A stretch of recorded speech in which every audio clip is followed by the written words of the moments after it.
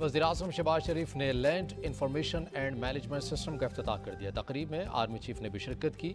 Management system जदीद ज़राअत के फ़रोग़ के लिए हुकूमत पाकिस्तान और पाक फौज का बेमिसाल मनसूबा है जो ज़राअत के शोबे में इनक़लाब का बाइस बनेगा। यह पाकिस्तान की तारीख़ में ज़री शोबे की तरक्की का पहला जामे हुकूमती इक़दाम है।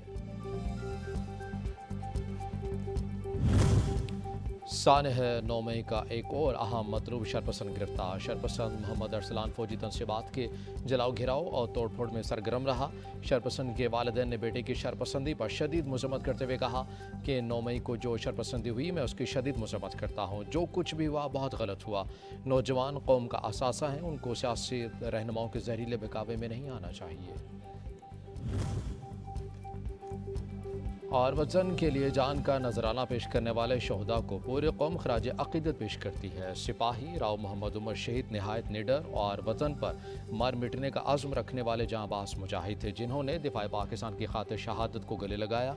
जुर्रत और बहादुरी के एतराफ़ में सिपाही राव मोहम्मद उमर शहीद को तमग़े बसालत के साथ सुना।